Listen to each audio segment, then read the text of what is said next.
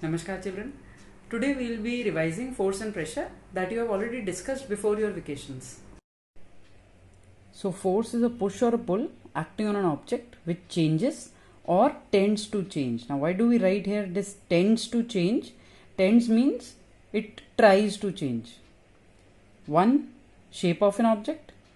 Second is the state of rest or motion of an object. And third is the direction of motion of an object. So what we are trying to emphasize here is that force is a push or a pull which will either make this change happen or it will only try for this change to happen. First example is for shape of an object, suppose. Now every time you apply force, the shape of an object need not change. Okay, for example, in this case we can give instances like kneading dough. When we knead dough, और you are playing with your playing dough, clay जिसको कहते हैं हम, तो force आप लगाते हैं and the shape of the clay और the dough changes. But this won't be the case if you try to apply force on a solid object और a metallic object. Say for example I have this paper straw here. So if I apply force, I can easily change the shape. I can bend it as many times as I want. Okay, on the other hand, let this be a plastic scissor that I have. Even if I am trying to apply force, I cannot change the shape of the object. After applying force beyond a particular limit, it will break.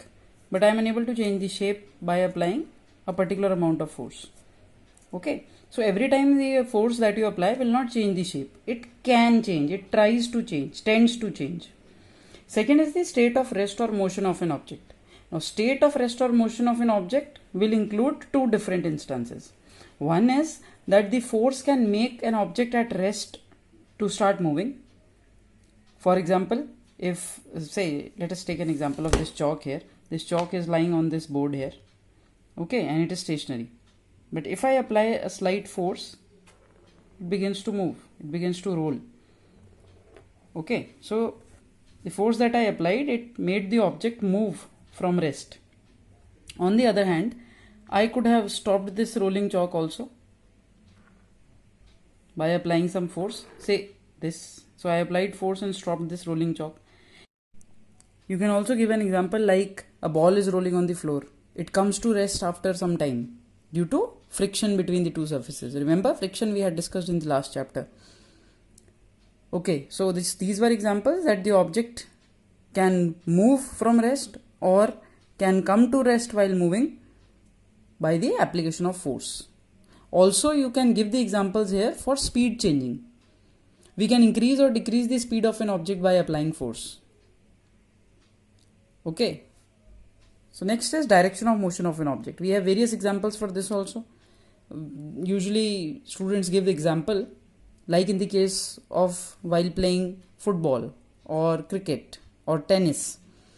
The direction in which the ball is moving can be changed by the application of force by the batsman in case of cricket, by the tennis player in case of tennis, and the footballer in case of football. When they pass the ball from one player to the other, they are applying force and hence changing the direction of motion of the object. So for all these three cases, you should be able to state at least two examples in your own words. Examples of force changing shape of an object, for example, crushing a can, squeezing a piece of lemon, or kneading dough, molding clay. All these are examples where force is changing shape. Now, examples that force is changing the state of rest or motion of an object. For example, a trolley being pushed, a drawer being pulled. A hockey ball starts moving when it is hit with a stick. Also, force can change the speed of an object. Like if you start paddling faster, the speed of the bicycle increases. Or if while playing football, if you kick the ball harder by putting more force, the faster will it move. Also, force can change the direction of motion. For example, a ball changes direction and moves away from the batsman. Or a ball bounces back from the ground as the ground pushes the ball. So direction changes. Also, football changes direction when it is kicked. Before moving further, we will define a term which we are going to use in the chapter, resultant force. When two or more forces are acting on an object, the net force is calculated by combining all the forces. This net force is known as the resultant force.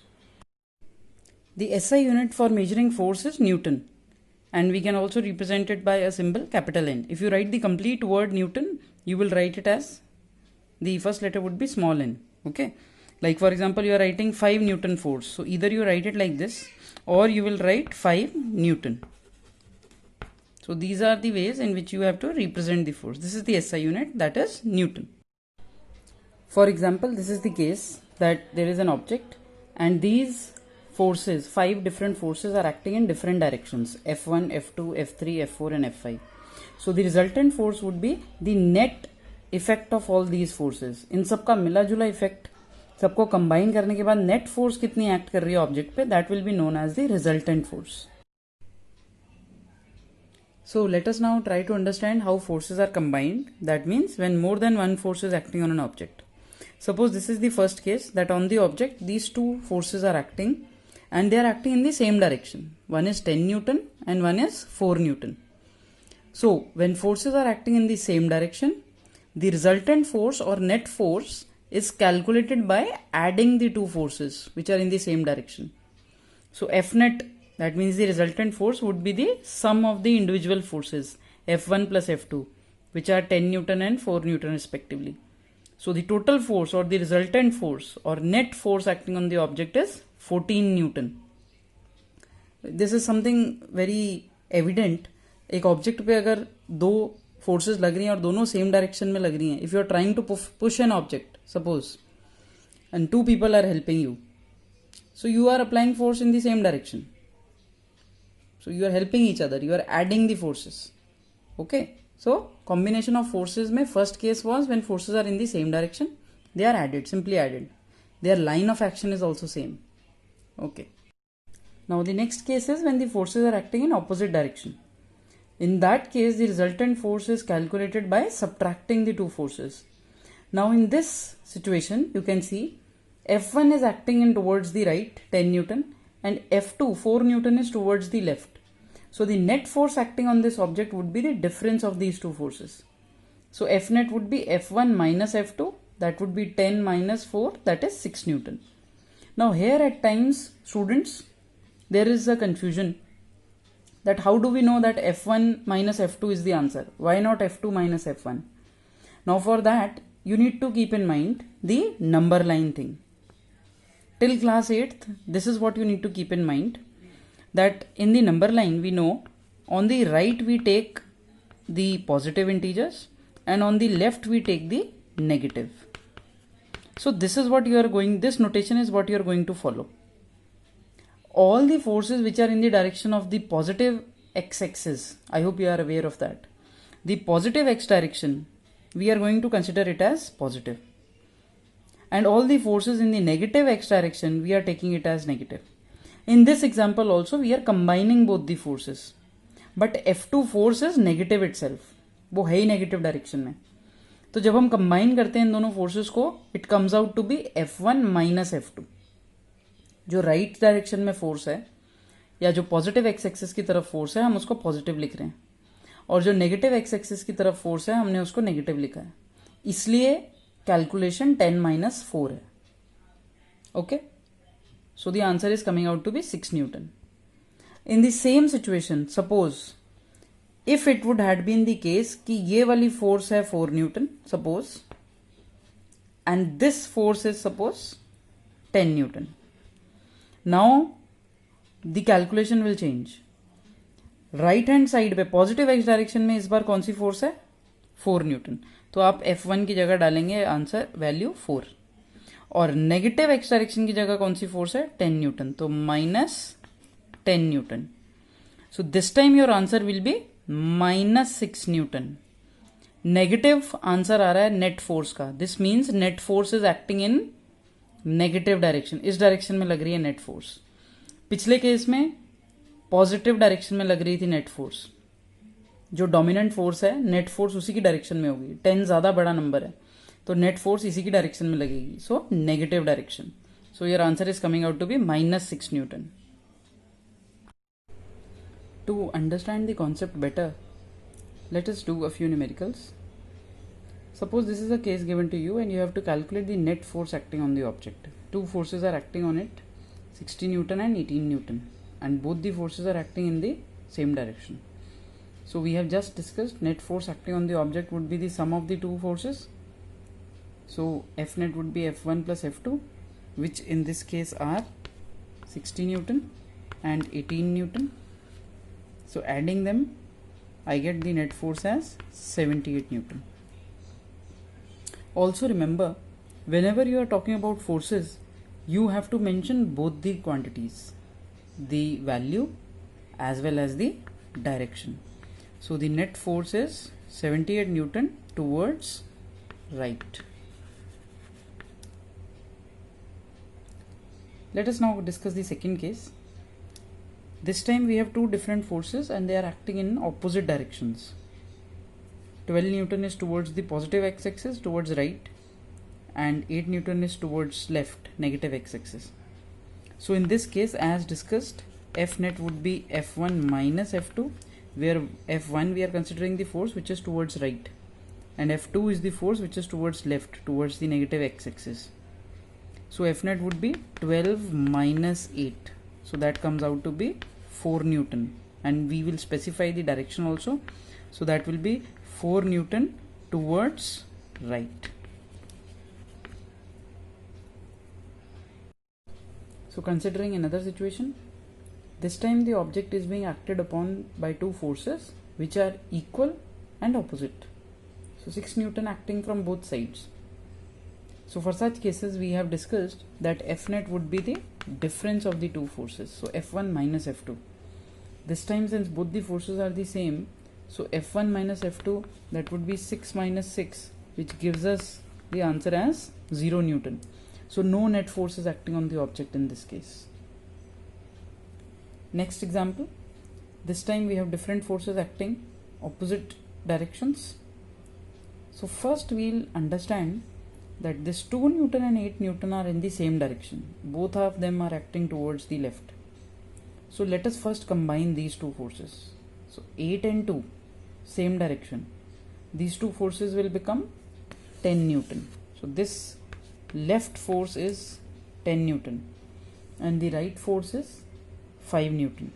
So in such cases, again calculating the net force would be F1 minus F2.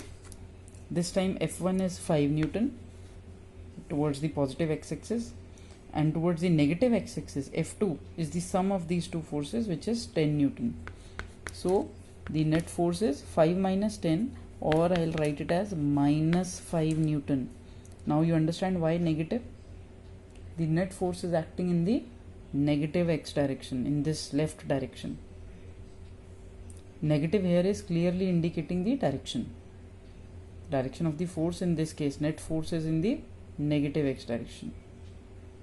You can here mention, either you may write it simply as minus 5 Newton, or you will write as 5 Newton towards left.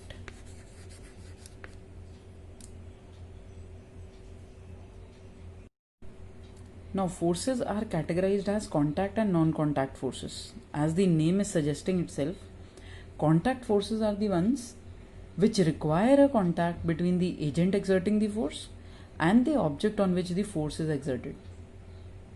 For example, in case of muscular force, when the muscles of a human or an animal is applying force on an object, there has to be a contact between the two.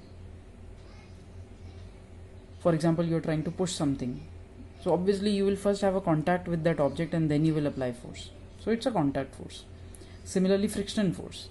We had discussed friction is a force which opposes relative motion between two surfaces in contact. Again, contact has to be there. So it is also a contact force. It requires a contact between the agent exerting the force and the object on which the force is exerted. Whereas there are forces which do not require this contact. Those are known as non-contact forces. For example, gravitational force, electrostatic force, So these forces do not require a contact. Even if we are standing at the ground floor or the first floor or the 10th floor of a building, gravitational force is acting on us. So let us now define non-contact forces. When a contact is not required between the agent exerting the force and the object on which the force is exerted. For example, as mentioned, gravitational force, electrostatic force, magnetic force, all these forces do not require a contact. I just gave you an example for gravitational force, that we being standing on the second floor or the 10th floor of a building also experience gravity. Suppose I throw this piece of chalk up. It comes back to me. Earth is pulling it towards the center of the earth without any contact between this piece of chalk or the center of the earth. The gravity is acting on this piece of chalk even at a distance from the center of the earth. So let us discuss the forces one by one. First we are discussing the contact forces, and first of the contact force that we are discussing is the muscular force. So how do we define the muscular force? It is the force resulting due to the action of muscles. This could be of animals or humans, both. So two examples that we can give. One is horse uses muscular force to pull a cart. Humans use muscular force to push or pull objects. So in both the cases, muscular force is being used. The object will be in contact with the agent exerting the force. The second type of contact force that we are discussing is the frictional force. We have already defined it in the chapter when we discussed the force that opposes relative motion between two surfaces in contact. For example, friction between floor and the shoes while walking, friction between the tip of the pen and paper while we are writing, or any other example that you can think of. For example, between the piece of chalk and the board while writing on the chalkboard, etc.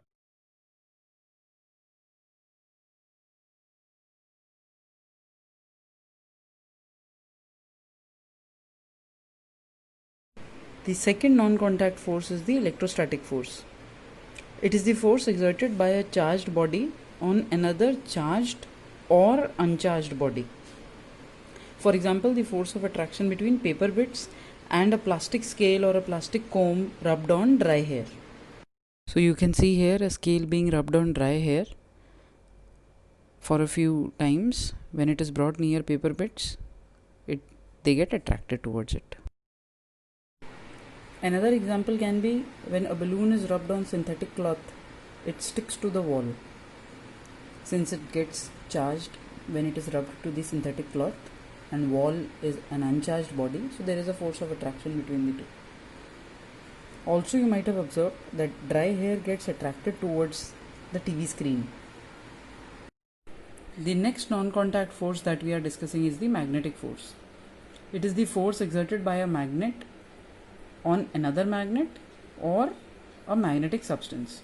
So that means forces between two magnets is known as magnetic force, or between a magnet and a magnetic substance. Magnetic substances are the ones which get attracted towards magnets, like the ones made up with iron, nickel or cobalt.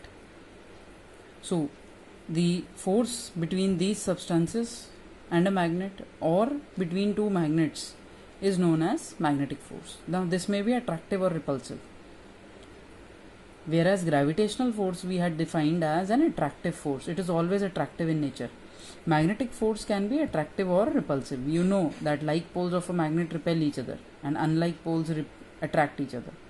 So magnetic forces are either attractive or repulsive. The example for magnetic force can be the force of attraction between unlike poles of magnets or repulsion between the like poles of magnets. You are already aware about this since you are familiar with magnets from the chapter Fun with Magnets you did in class 6. So you can see here clearly that the like poles of magnets repelling each other.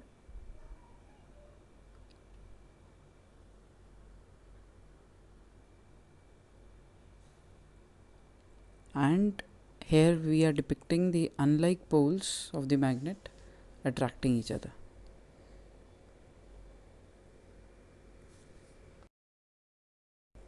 So these are examples of magnetic force. Now let us start with the second part of the chapter, which defines pressure. Pressure is defined as the force acting on a unit area. So mathematically we can write P as F upon A, where F is representing the force and A is representing the area.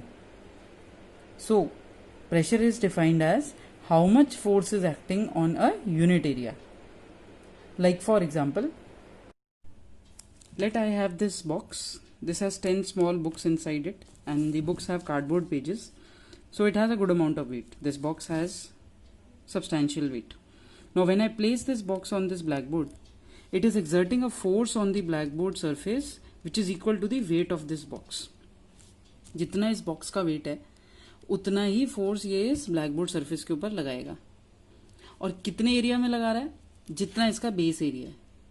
जितने base area के ऊपर इस box को हम रख रहे हैं blackboard के ऊपर, उतने एरिया पे ही इसका फोर्स लग रहा है. Now how do I know this area? What I can do is I can simply mark the outline of this area using a chalk. So that is what I am doing here. मैं इसका outline mark कर रही हूँ rectangular box का. So that will give me an idea कि कितने area पे इस box के weight का force लग रहा है. Okay. So I have marked the outline of the box base, and this is what it looks like. So on this much area, the force of the weight of the box was being applied. Now if I want to know कि unit area पे कितनी force लग रही थी, पूरे area पे इतनी लग रही थी, कितनी? वेट ऑफ द बॉक्स जितनी. वेट ऑफ द बॉक्स की फोर्स लग रही थी ऑन होल एरिया. कौन सा area? Total area of the base of the box. Unit area पे ऊपर कितनी फोर्स लग रही थी वो कैसे पता लगेगा? Total force divided by total area. So force per unit area. Unit area पे कितनी फोर्स लग रही है, that is known as force per unit area और pressure. So pressure is mathematically defined as force upon area. Force का SI unit है Newton और area का ऐसा यूनिट है metre square. So SI unit for pressure is either we write it as newton per metre square और we write it as pascal. Simple abbreviated form is capital P small A. अगर हम complete unit का नाम लिखेंगे तो P would be small because it has been named after a physicist. So I again repeat, pressure is the new term that we have introduced. Pressure is force per unit area. Force is measured in newtons, area is measured in metre square. So SI unit of pressure is newton per metre square which is also known as pascal. Let us now solve a few numericals on the formula for pressure. Calculate the pressure exerted by a force of 100 Newton on an area of 5 meter square. So force is given and area is given. You have to calculate the pressure. So straight away we'll put the values in the formula. It says P is F upon A. F here is given 100. Area is given as 5. So simplifying it, we get 20 Newton per meter square, or you can write it as 20 Pascal, capital P small a. Another numerical, it says calculate the pressure exerted by a force of 120 Newton on an area of 3 meter square. So again values are given to you. You have to straight away put in the formula. P is equal to F upon A. Force of 120 Newton is acting on 3 meter square. 3 metre square पे 120 Newton act कर रही है. Unit area पे कितनी act करेगी? 120/3. So that would be 40 pascal. A very common example given for explaining pressure, that when we try to fix a nail with the help of a hammer on the wall, we put the pointed part on the wall and we hammer the flat part, because the pointed part having less surface area will be exerting more pressure on the wall and hence the nail gets fixed in the wall. Similarly, in case of cutting equipments, scissors, knives, you can see that the cutting edge is sharper and the other edge is kept blunt. Now sharp edge means less area of contact and hence more pressure, since pressure and area are inversely proportional. Same is the case with another cutting equipment, that is an axe. That also has a sharp edge, so that area of contact is less and pressure exerted is more. Also, we have examples where pressure is decreased by increasing the area of contact. For example, while walking on snow, the snowshoes or the skis, they have large area, so that pressure exerted is less and the foot does not yield in snow. The force applied here is the weight of the person, which would be same in both the cases, but since larger area in the first case, so less pressure being exerted. Another example can be that of army tanks. You can see that they run on steel tracks. There is a steel belt provided over their wheels so as to increase the area of contact with the surface on which they are moving, and hence the pressure decreases. You know that the weight of army tanks is quite large. So to reduce the pressure exerted by them, a large area of contact is created by these steel belts.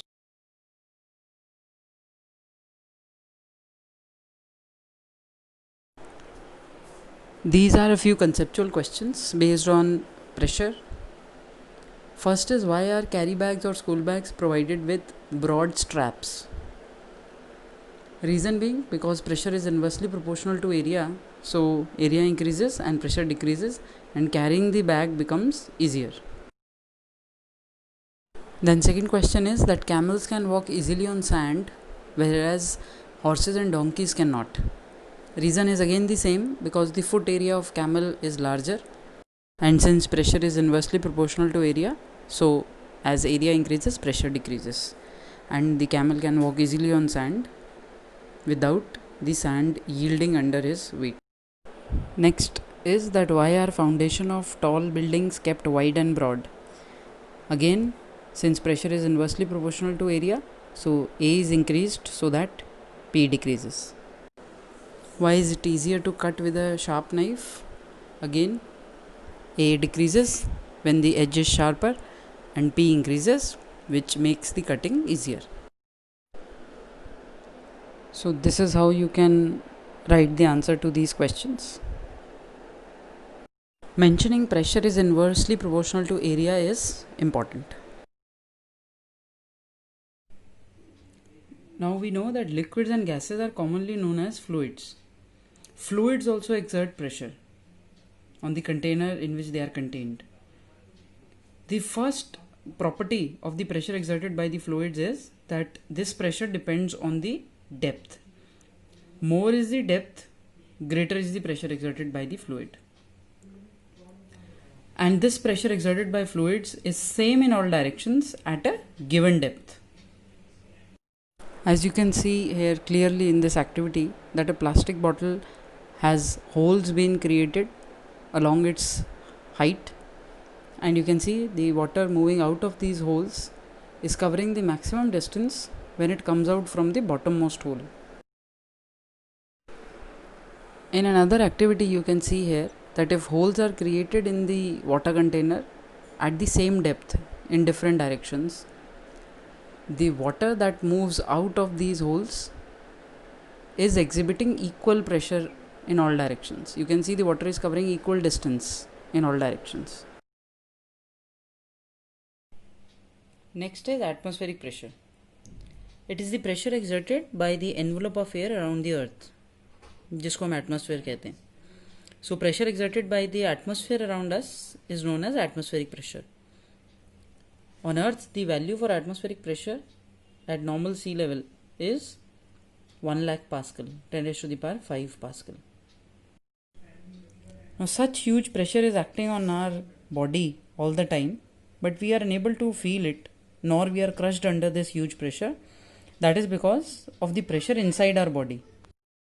So this is a rubber sucker here with a petri dish and a mirror, and we'll fix this rubber sucker, one on the petri dish, small light disc, and we can see it is difficult to remove, and another rubber sucker on the mirror here. So we have pressed it against the surface of the mirror, and you can see that it can be lifted using the rubber sucker. Now removing this rubber sucker from the surface of the mirror is not easy. You will have to lift it a bit so that some air enters inside the rubber sucker, and only then you can remove. So a rubber sucker works on the principle of pressure. When we press the sucker, the air within is pushed out, creating a partial vacuum, and hence atmospheric pressure pushes it with the surface. So the smooth thin flat ends of the sucker creates a seal that does not allow air to enter, and it keeps the position of the sucker and the surface intact. If you want to pull it off, you will have to introduce some air.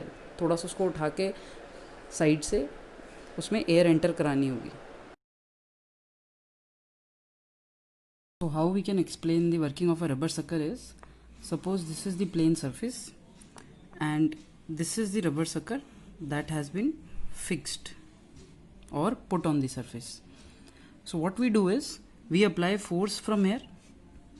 Okay, so that removes the air from here. This removes the air between surface and the rubber sucker. Now when the air is removed from within the rubber sucker and this surface, it creates a partial vacuum here, and when there is a vacuum here, or you can say very less amount of air is left here, the atmospheric pressure from outside keeps the rubber sucker at its position. The atmospheric pressure keeps the rubber sucker at its position. So how you will be explaining the working is, when we push the rubber sucker against the surface, the air within the rubber sucker and the surface is removed, creating a partial vacuum, and hence the atmospheric pressure keeps the rubber sucker in position. So this is how you will be writing the answer, that when rubber sucker is pushed against the surface, the air between rubber sucker and the surface is removed, creating partial vacuum, and atmospheric pressure outside keeps it in position. Let us now try to understand the working of a dropper. Let this be a dropper here, which has this rubber bulb here, and this is the liquid within which this dropper has been inserted. Now when we insert the dropper inside the liquid, we press this rubber bulb, and when we press this rubber bulb, when we apply force on this rubber bulb, it removes all the air from inside this tube of the dropper.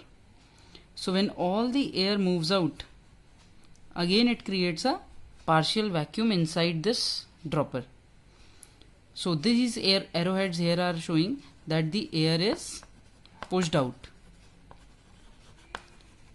and we label here that a partial vacuum is created.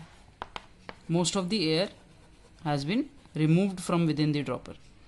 So when we press the dropper bulb, when the dropper bulb is pressed, the air inside the dropper is pushed out, and it creates a partial vacuum. The atmospheric pressure outside will force this liquid to enter within this tube of the dropper so as to balance the pressure. यहाँ low pressure हो गया, यहाँ high pressure है. Always we know things move from high pressure to low pressure. Now since air has been pushed out from here, the atmospheric pressure outside will force the liquid to move inside the dropper, and that is how the liquid rises inside the dropper. So this is how you will answer. You will draw this self-explanatory diagram where I have labeled the bulb, the atmospheric pressure pushing on the surface of the liquid, and the liquid rising inside the dropper. When the bulb is pressed, air inside the dropper is pushed out, creating a partial vacuum, and atmospheric pressure pushes the liquid inside the dropper, and hence the liquid rises inside the dropper.